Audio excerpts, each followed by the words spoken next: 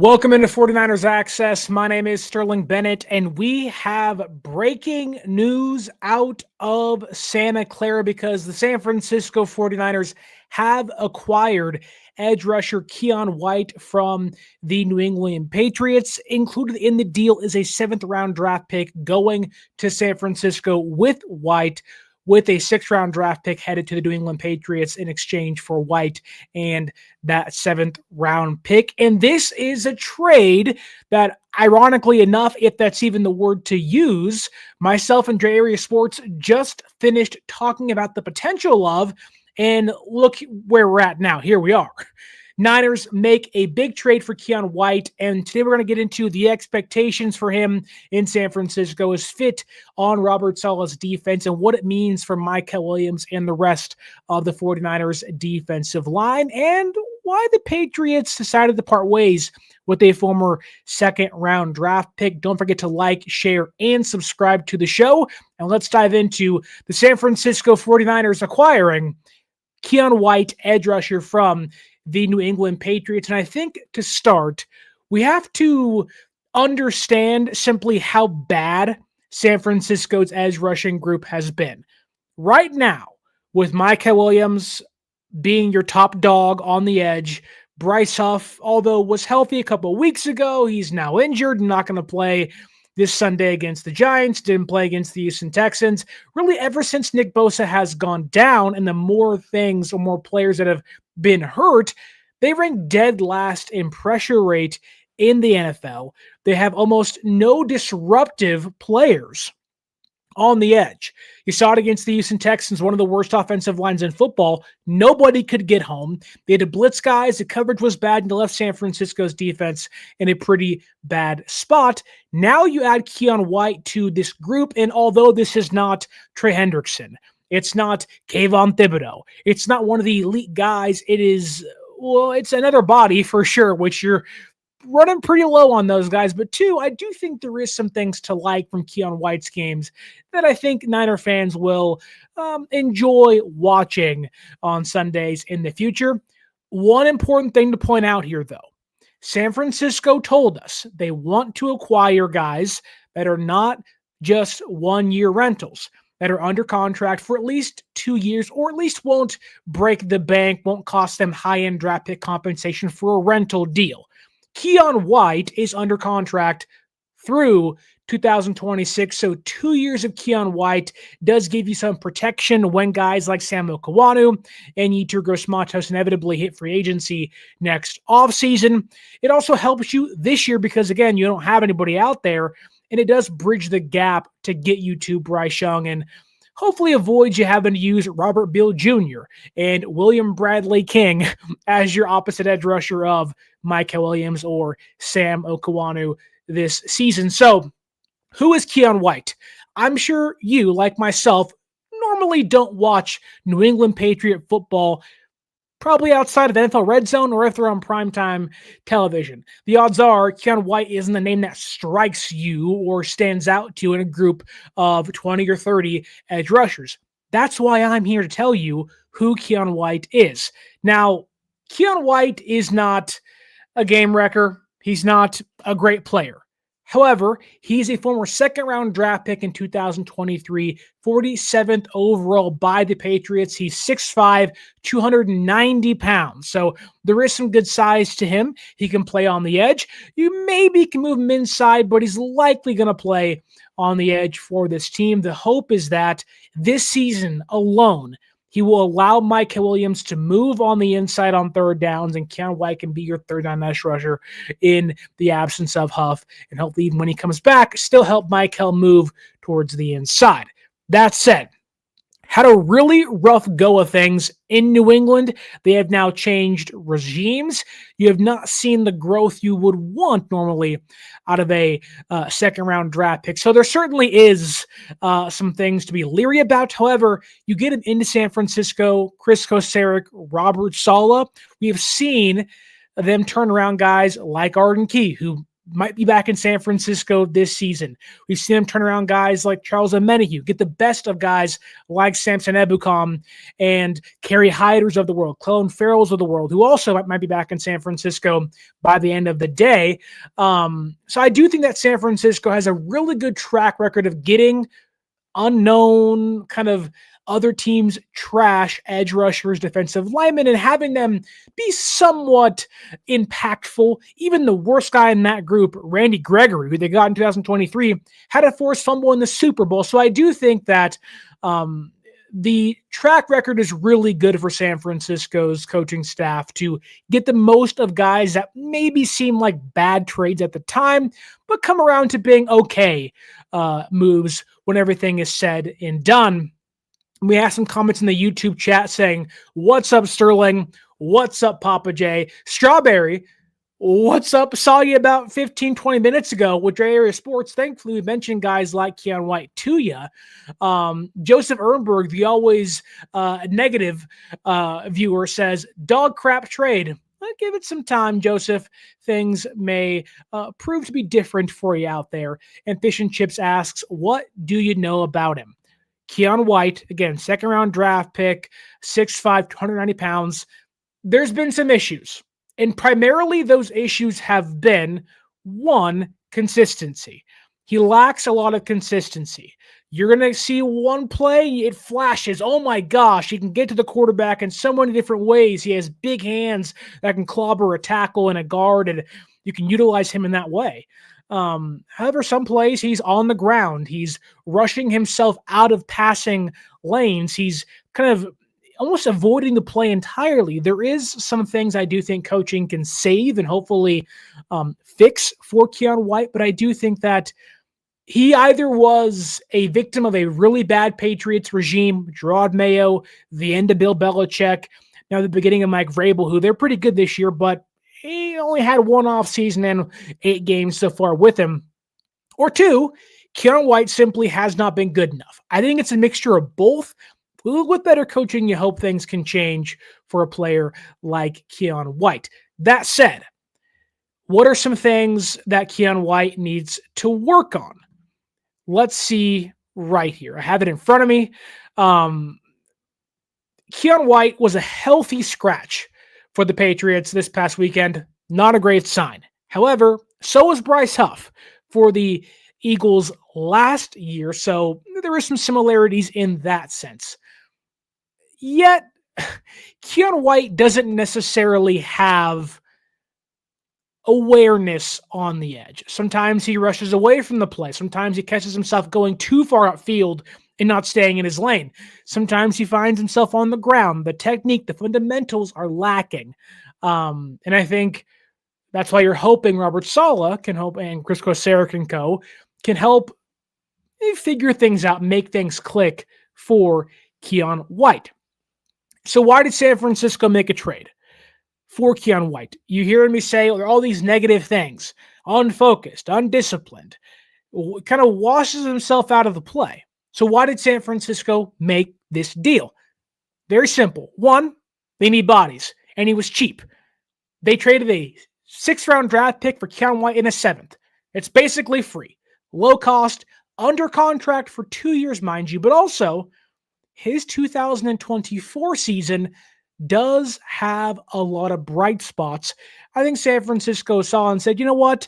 We aren't going to break the bank this year for trades, but I do think Keion White may be a valuable rotation piece when it's all said and done.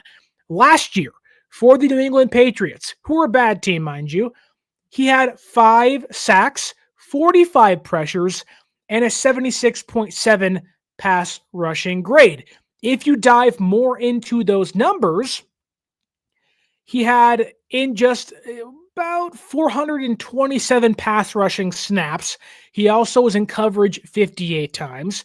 Again, 45 pressures, 6 sacks, 9 quarterback hits. He had 4 batted balls, and he had a, if I can find it here for you in a second, I'll do my best and see if I can on pff.com. Let's go to the Patriots and let you know what's going on there. Keion White, I do think, does possess some talent San Francisco could use. Again, don't forget, a lot of guys are going to be in free agency next year. They want to save themselves some money. But if you go into his last year's stats, already mentioned the kind of baseline pressure and sack stuff, but his pass rushing win rate may again add further reasoning to the trade. And also on top of that, I think he was more consistent last year. I think a new regime kind of screwed him over. And I think that he just needs to kind of get refocused, if you will. He had a 12.7% pass rush win rate last year. It led the entire Patriots defense.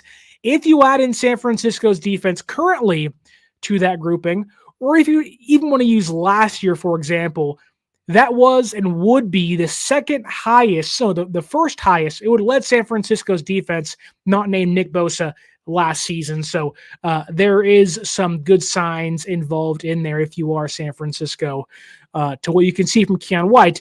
And if you go to this year, outside of Nick Bosa, who's out for the season, and Bryce Huff with his 19.5 pass rush win rate, Keion White's 2024 would lead San Francisco's edge rushing group in pass rush win rate. Just saying. There really is some things to like from Keion White. I do think if you go to his tape and his scouting report, I do think that there is more to look at as well. He has really powerful hands. He's a guy who I think is really quick. He can make plays in the run. I know his run defense hasn't been maybe exactly what you want it to be in the NFL. There have been some problems there, but I do think he's probably not going to be a run defender for you.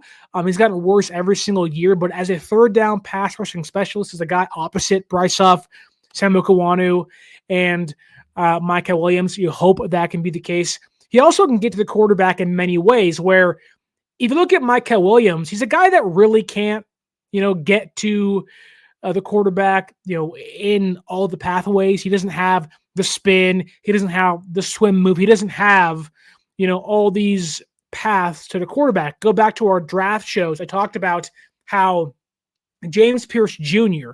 could get to the quarterback in so many different ways, whereas Mykel really can't, but move him inside, he's much more dangerous. Keion White, he, while though isn't the most dynamic pass rusher, he can get to the quarterback in a variety of ways, including a spin move, including utilizing his hands, getting to his shoulder. He's a pure speed edge rusher. He has bend. He has flexibility. He's a high motor player. He will give you high effort. Again, there are some weaknesses. He isn't super instinctive.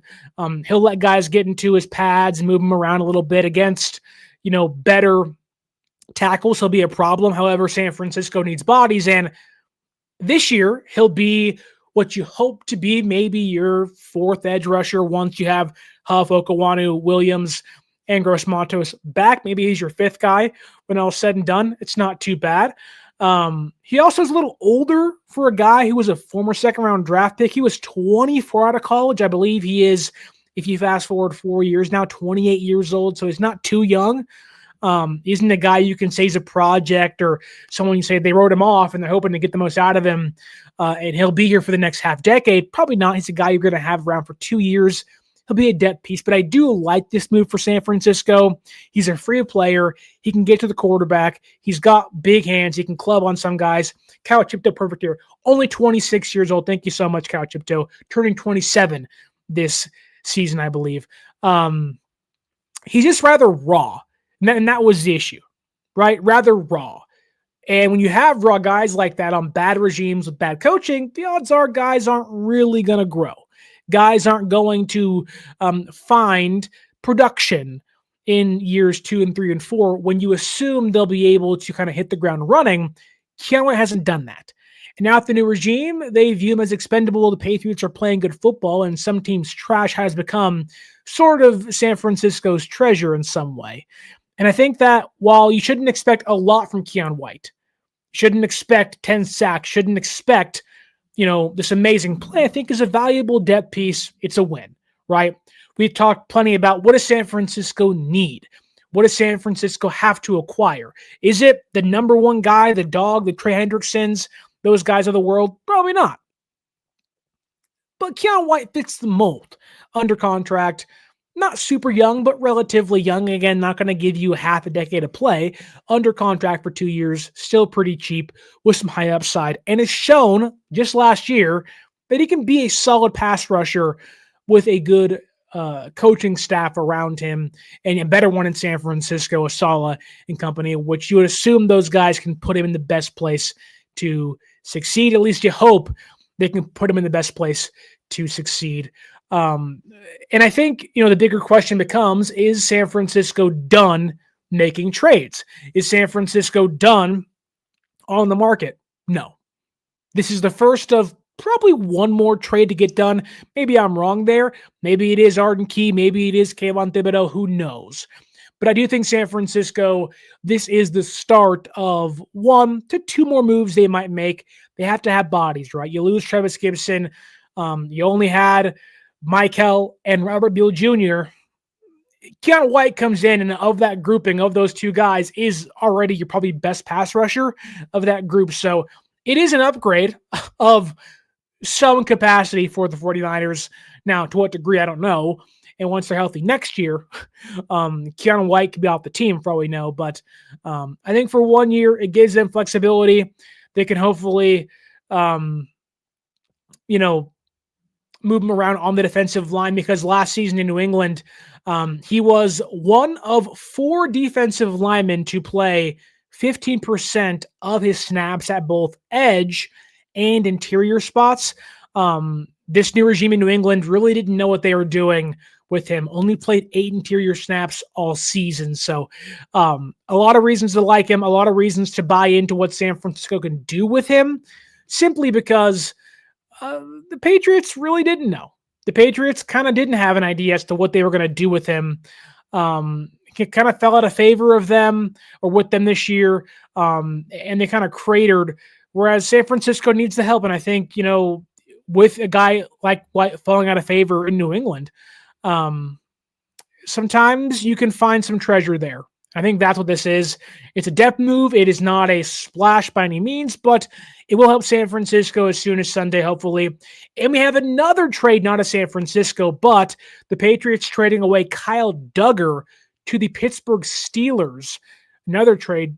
Man, things are heating up, folks. Deals are going through. San Francisco, go get Kayvon Thibodeaux now. They can say they aren't trading him. Guys have prices, but it's a free move. They can play inside. They can play outside. And funny enough, via David Lombardi here, using the RAS score, the relative athletic score from Keion White's draft, it is nearly comparable to Charles Omenihu. I'm not saying it's the same thing. I'm not saying they're the same guy, but Keion White ranked with a 9.94 RAS score. They only go to 10. Omenihu was a 9.15. Now, again, those aren't always, indicative of how good guys will be, but I do think that Keion White can offer San Francisco some things they currently don't have. This is a no downside move. If he's not good, so what? What do you lose? Nothing. And if he is good, what do you gain? A nice edge rusher who can be a depth piece for you. And my assumption would be he is going to be next year's Yetur Gross-Matos. Don't sign Yetur Gross-Matos. Let him go. Have this guy on your roster. Have him slot into that role, and you're going to be fine. Now, he has to play up to par because Gross-Matos was, before he got hurt, one of the highest and best interior edge rushers or interior rushers in football, but a lot to like. Not much to dislike. If you dislike this move, I mean, I don't know why. There really isn't much to dislike. And I think San Francisco fans should at least be pleased with the idea of the Niners being somewhat aggressive, attacking the trade market. And I think, that's just kind of how things go, right? They aren't really going to buy big, albeit Kayvon Thibodeaux.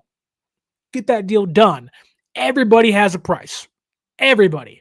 Bobo says here, the Panthers didn't think they were going to trade CMC until they did. Giants may say no until you make them say yes. So I think San Francisco wins this deal. It's, again, for a 6th-round draft pick.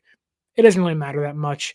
In his entire career, he has 8 pass deflections, again, batted balls on the line. He has 2 forced fumbles, 6 total sacks, 5 coming last season, 88 tackles, 10 tackle for losses, and 21 quarterback hits. It's really hard to find good edge rushers in football.